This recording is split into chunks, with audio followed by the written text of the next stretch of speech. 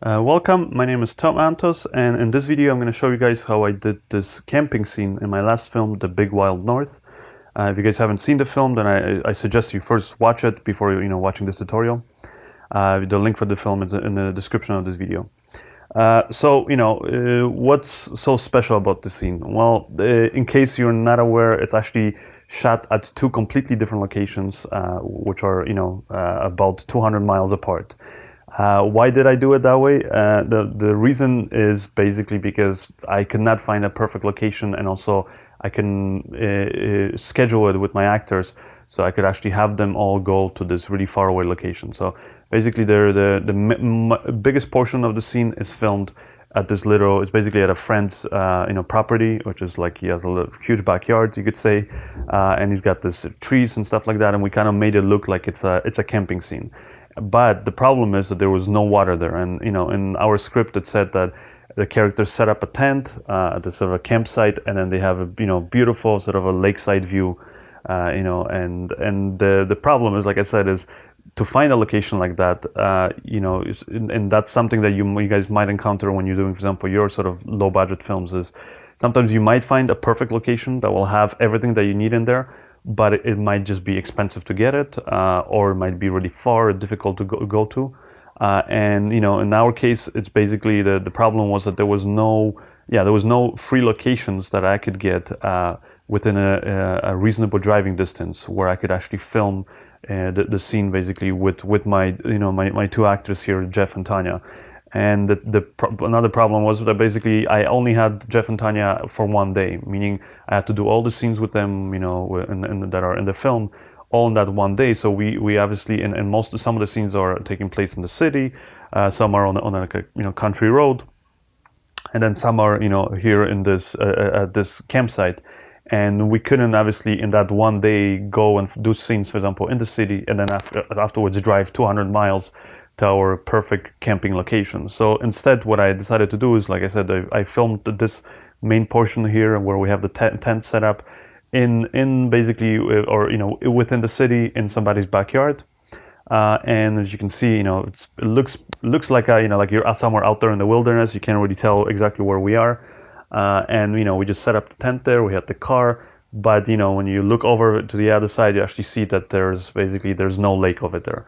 So because of that, I couldn't have in one shot kind of showing everything together. But to make it look like we actually have a beautiful kind of a lakefront view over there at that campsite, what I actually end up doing is I would kind of film the scene, and I had my my actor Greg, who played Mike on the film, kind of sitting on a chair here, pretending as if he's actually sitting at the edge of a lake. And I knew that later on, when I'll be I was going to be able to go when I have more time to the other further location where we actually have the lakefront, with just our actor, with our child actor Greg, and I wouldn't have to take all Jeff and Tonya to that scene, because I just needed to get a few shots basically of just Greg.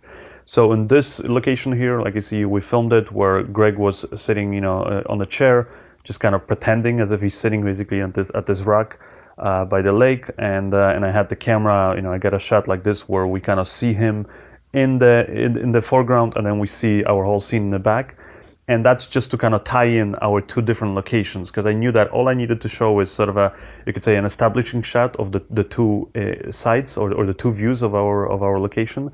And then afterwards, as long as I had at least one shot where Greg was in basically in the scene with the other actors, you would suspend your belief, and you would actually think that this was all done at that one location. And that's one way of doing it. So all I really needed to make sure is that I have, as I have, like I said, Greg here in the foreground, and then we have the rest of the scene behind him.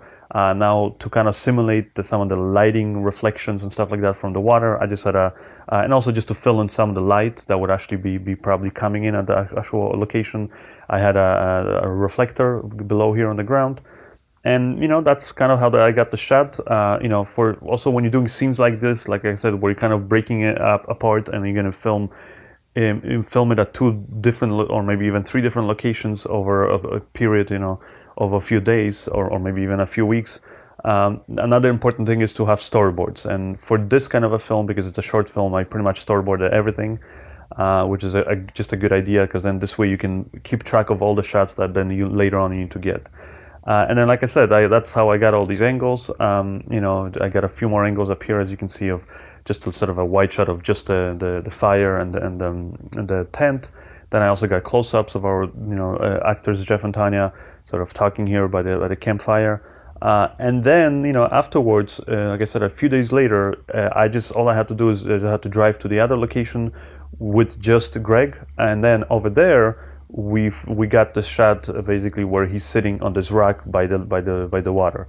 Now, when you actually look behind, the location looks totally nothing like the other location. So there's no grass over there. There's nothing like that. It's actually a kind of a little sandy kind of a shore over there.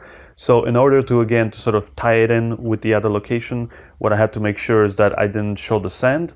And then I found basically some of these, like you see, tall grass. So I just kind of framed the shot, the wider version of the shot, to make sure that I showed a little bit of the grass. And then I knew that in post-production, when I was editing it, and afterwards when I do the color correction to kind of match the two angles, that it would make it make it seem like it's actually where it's all happening in one location. Especially when I cut it with this sort of over the shoulder kind of a shot of Greg in the foreground, and then the rest of the scene there. And like I said, so here I got the shot. I also got it on sort of a close-up on a slider, just for the opening of the sequence, where we kind of start off with the shot of the lake, and then we kind of dolly left to reveal Greg sitting or Michael sitting on the rock.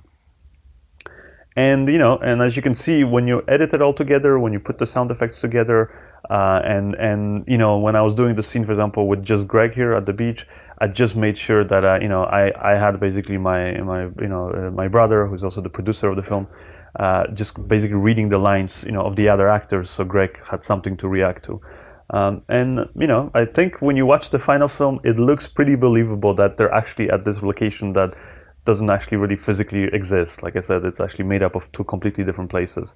And that's sort of one way how you can sort of get around scheduling problems, but also just problems in terms of if you can't find a proper looking location. So if that's something that you guys were maybe considering to do in your next film, well, you can use this sort of as an example to see that it is possible to do it, to kind of fake it, make it look like you're actually kind of in a way create a location that doesn't exist, and it can really it can really make your life a lot easier when you're doing these really low budget projects. Anyways, hope you guys enjoyed this little tutorial, and if you want more filmmaking tutorials, or if you want to leave me have some questions for me, or want to leave some comments, then go to my website at tomantosfilms.com. Also on my website I have a bunch of exclusive tutorials, such as the Dinner Date Short Film School, which kind of documents and sort of shows you in detail how I made that short film, or for example my music video film school, where I show you 3 different music videos that I made, everything from the planning process all the way to the post-production.